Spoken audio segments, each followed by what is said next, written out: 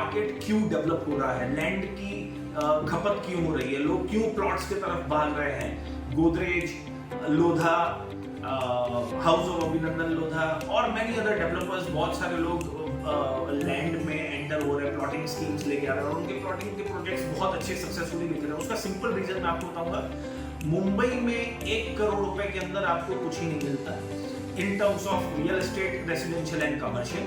अगर आप 1 करोड़ रुपया मुंबई में इन्वेस्ट करते हैं तो you might get only 300 square feet of flat और 250 square feet of commercial unit.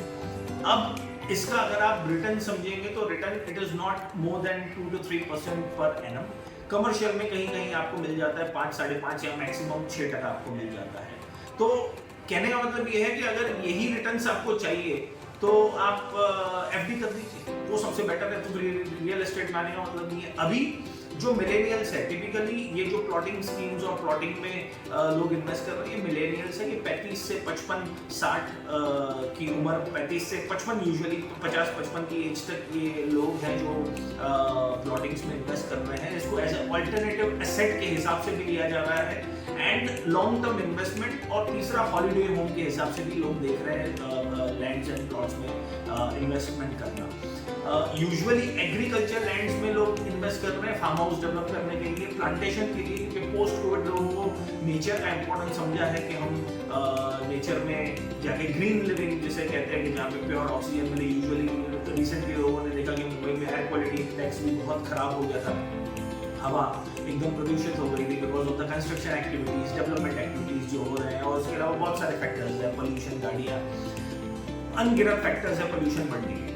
तो उस हिसाब से लोगों को क्लीन एयर चाहिए, लोगों को अच्छा क्वालिटी ऑफ लाइफस्टाइल चाहिए। तो उस वजह से भी लोग in the near by vicinity जैसे कर्जत हो गया, लोनावला हो गया, अलीबाग हो गया, मानगांव हो गया, पेन हो गया, यहाँ पे लोग जाके इन्वेस्टमेंट कर रहे हैं और लैंड परचेज कर रहे हैं। एंड द मेजर रीजन जैसे मैंने आपको बताया कि 1 करोड़ रुपया अगर आपके पास है, या 50 लाख रुपए या 30 लाख रुपए या 20 लाख रुपए आपके पास है, तो आज एक आम आदमी कमर्शियल शॉप्स या ऑफिसेस या रेसिडेंशियल यूनिट में इन्वेस्ट नहीं करना चाहता, वो करना चाहता है लैंड में, क्योंकि ये एक अल्टरनेटिव एसेट है।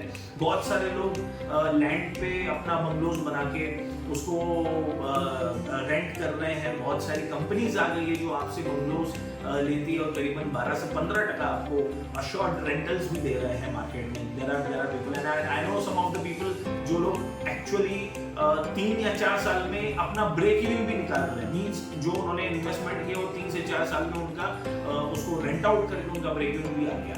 तो ऐसी बहुत सारी चीजें हो रही हैं, इसलिए लोग लैंड की तरफ मूव कर रहे हैं।